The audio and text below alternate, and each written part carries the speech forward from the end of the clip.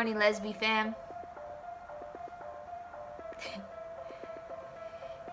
We're officially 9 weeks today, and our baby is a fetus. It's officially a fetus.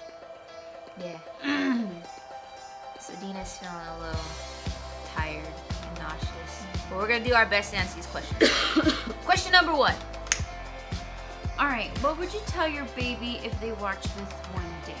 And this is by our number 1 fan. Yvonne Zella. We haven't met you, but we would love to meet you because you legit have supported the Lesbian Mom Show from like day 1.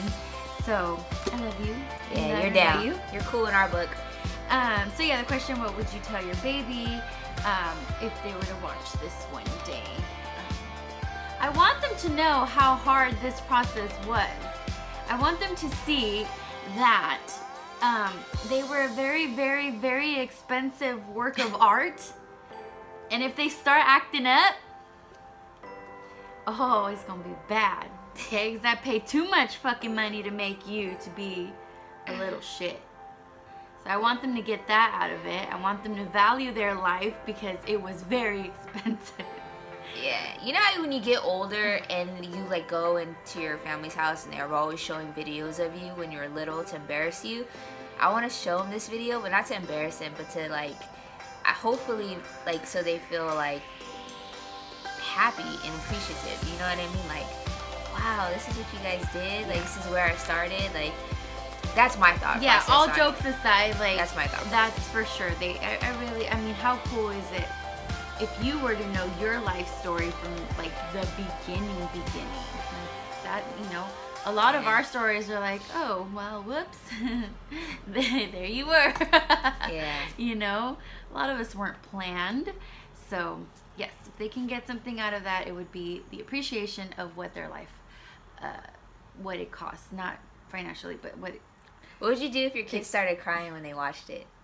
Oh my god, I would lose my shit probably. I'd be so emotional. That'd be so cute. I'm just a big crybaby now. Moving on. Question number 2. Did insurance cover your IVF or IUI?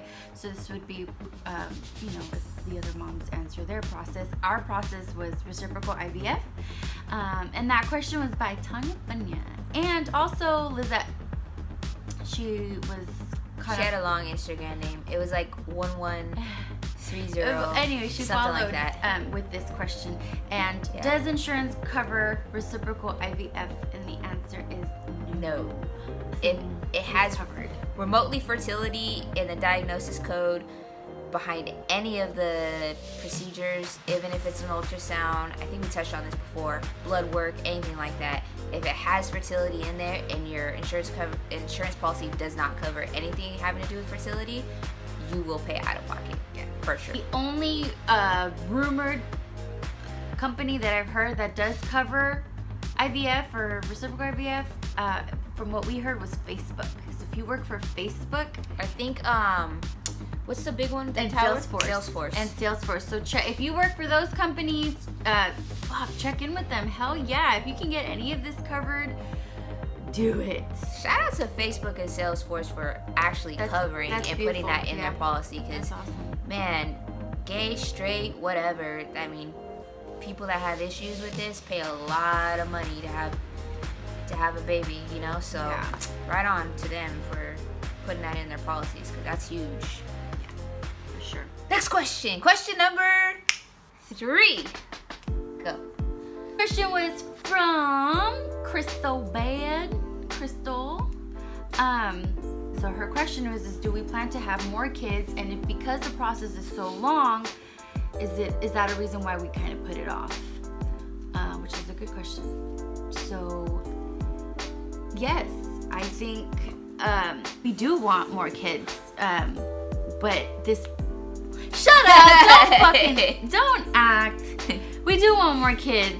We say that now, but because we don't have one. We don't have one yet. But you know, it's cooking. Well, I mean, we have one, but they're not here to. I do wreck shit. I do want more kids, and I know she does too. Yeah, probably. But yes, the process is just so it's expensive. Carrying Erica's egg, and then I've been asked to follow this question: would I do, you know, IUI? So I would just do artificial insemination with my biological child? And the answer is no. I started that from the beginning. I don't want that. But because we did IVF, we have 19 frozen embryos, and we don't want those babies to go to waste. So we'll just, you know, have this one, and then we'll figure it out. You guys will know. We'll let y'all know.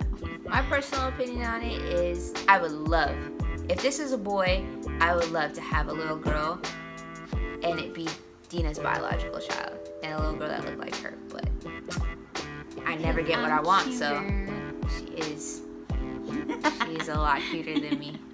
So we'll see. But like she said, we have some embryos left of mine, so who knows? Maybe. Yeah. Question number 4. Question number 4. Question number 4. All right. Okay, this question, we forgot to get your Instagram name. Matter of fact, look it up right now because we had to give you guys a shout out. It's only right. You guys ask the questions. Yeah. Which one was it? 1 hour later. Oh, this one. So this is by Tuba Fresh. Tuba Fresh. It's a cool name. So question number 4 by Tuba Fresh is, how are we dealing with getting past the first trimester? And how do we deal with the waiting process?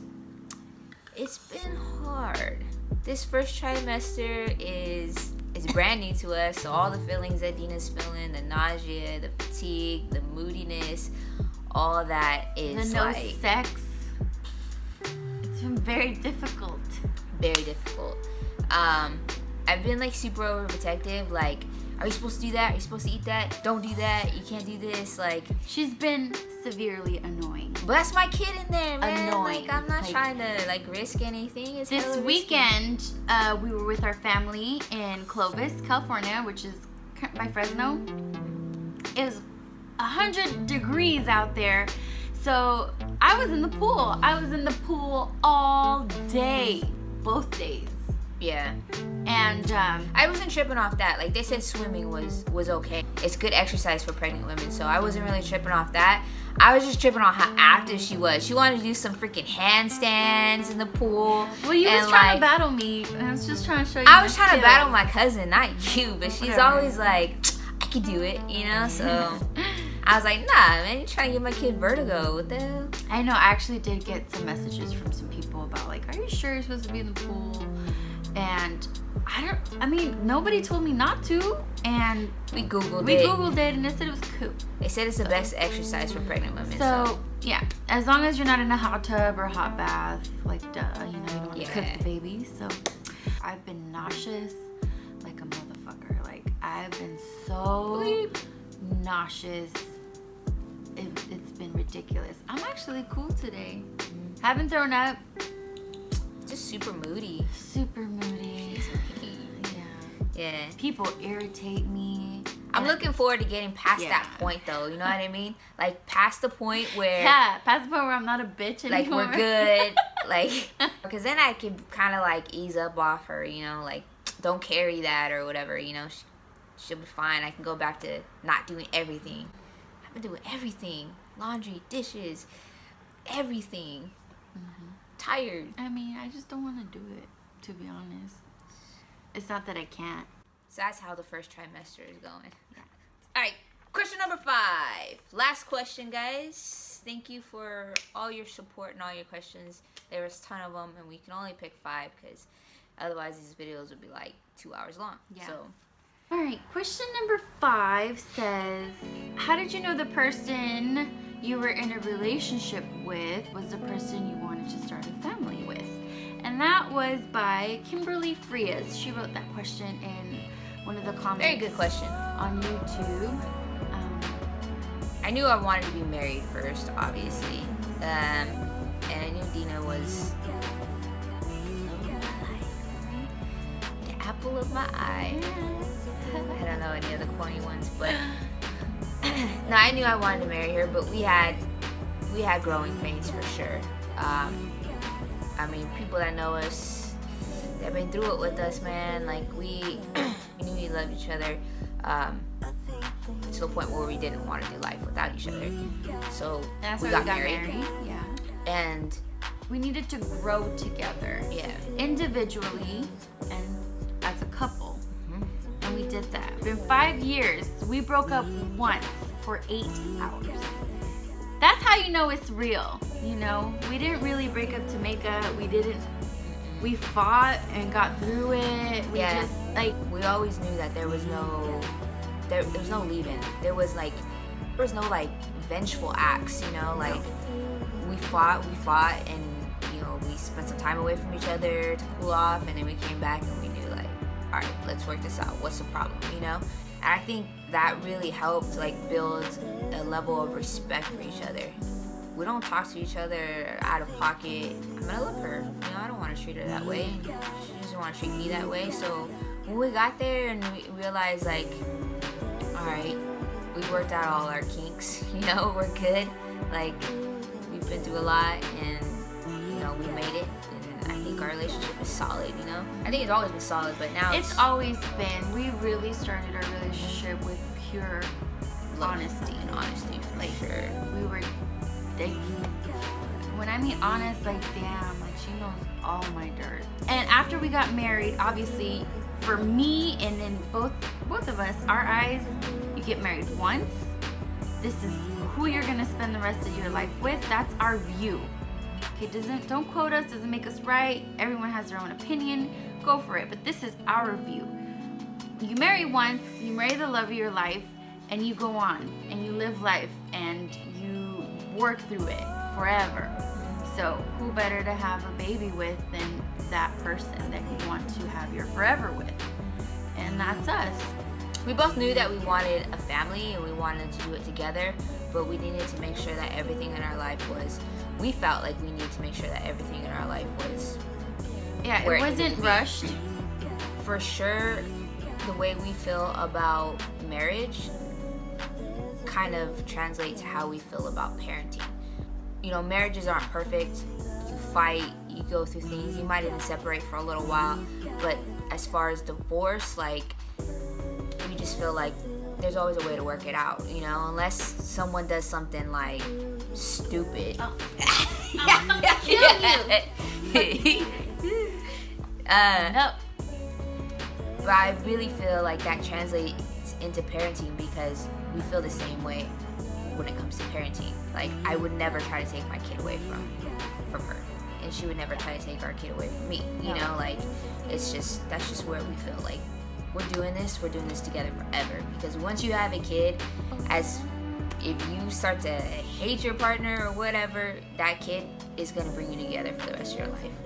When they're 18 and they have a graduation, when they're whatever age and they get married, when they have kids, I mean, you're bound to that person for the rest of your life. So as I strongly feel that as lesbian moms, as same-sex parents, we have to give the best example of parenting to the world. Because already we're being judged, already we're being looked at funny. So if we can't come together and be good parents for this child, what's it for? Like, what's the whole point of everything? That is our foundation. That is how we see our relationship, our marriage. And I think we have like parenting. good examples of that in our life, in both of our lives. My grandma and grandpa have been together for almost 60 years. And they're still in love, you know, they did it. My aunt, my uncle, they've been together since they were like 13, and they're, you know, it's been like 30 years for them. Her sister and her brother-in-law have been together since they were kids, you know, and they've been through stuff and they're still making it work, you know. Everyone, it's possible. You can make it work if you really want to, you know what I mean? Yeah.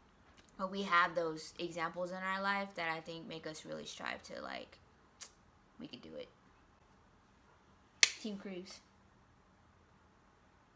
Like how she's looking at me. She's looking at me like, she's smiling, but in the back of her mind, she's really thinking like, ugh, I can't stand your face right now.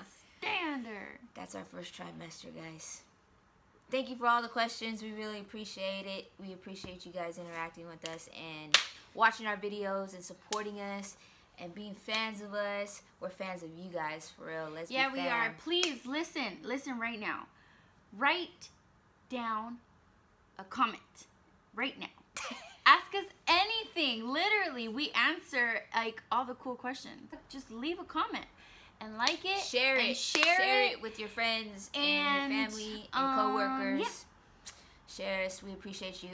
Everyone that we didn't answer your questions, we're sorry. These videos can't be like 2 or 3 hours long. So it's for families, you know, it's all of us. So yeah. So, but we do appreciate you and thank you for commenting and continue to comment. We will eventually answer your question.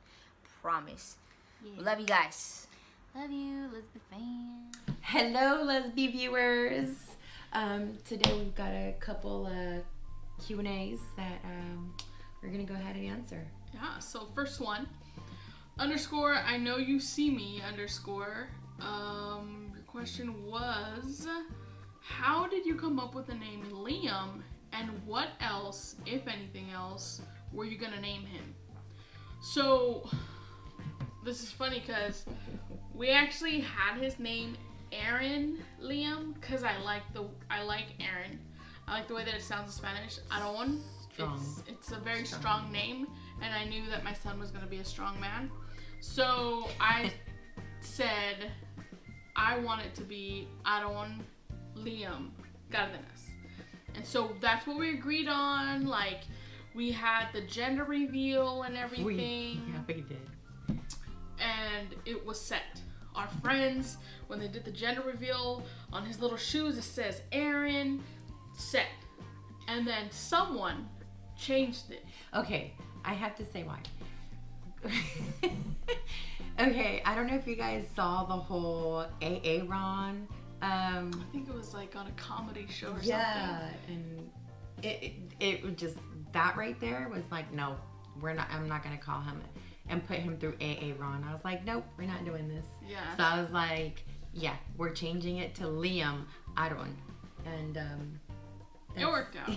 It worked out. Plus, it reminds me of a cousin that I don't really care for. So I was like, I didn't want to call him on a daily basis a name that I really don't care for. What's that got to do with I hope my he's son? not watching this. What's that got to do with my son, though, right? Because, no. Okay. Anyway. Number 2. Scylla 530. When you found out you were expecting, what were you hoping for, boy or girl, and why? I wanted a boy. Me too. I wanted a boy because I don't know what to do with the little girl. I'm not girly. She's not girly to say like, oh, I'm gonna do pigtails on her. I'm gonna do a ponytail. I barely do my hair. Okay. Yeah. I barely. This is like my day to day. Yeah. My infamous molote. Molote, yeah. So we definitely wanted a boy. Yeah. And before we knew that we were gonna have a boy, we would go shopping and we'd buy boy clothes. It just happened. Like, dear baby Jesus up in heaven, please let me have a boy, or else someone's gonna have some really nice shit that I'm giving him as a gift. So. Or our baby was just gonna be a tomboy. Yeah. I mean, we were gonna use it anyway. Yeah. Whatever. And yeah, I collected Jordans since I can remember. Yeah. For a little baby, so I figured my little girl can wear her Jordans. So you know. Oh yeah. Totally. Yeah. So, but yeah, we wanted a boy, and we thank God we got Liam. Okay, so our next question is from Magalicious. How do you balance self-care, attention to your relationship, and being amazing moms? And thank you for that. We try hard. That's a great question. What do you do for self-care, babe? Self-care. I don't have much, but the only thing I can do is I get my pedicure during lunch. Your claws? My claws. My claws are definitely like what's that razor movie? sharp. I know, she's got scars all over her legs. All over my legs. No, my claws are like in the scene of Dumb and Dumber where they have to go in with the what is it called? Chainsaw or something? Yeah. I don't know. Clip those suckers off, but You're disgusting. No, I'm kidding. I don't have much time, but that's really my only self-care or in my walks in the mornings. Yeah. You know, we just get so busy, but that's... Yeah, for me, I think it's more so occasionally buying myself something, but it's mostly like if I get it, then I get Liam something, so it kind of doesn't balance out right for self-care, but I do enjoy a nice pair of shoes, and I do like to go golfing with my old college buddies. So that's something that I tend to try to do at least once a month. Yeah. It keeps me sane sometimes too.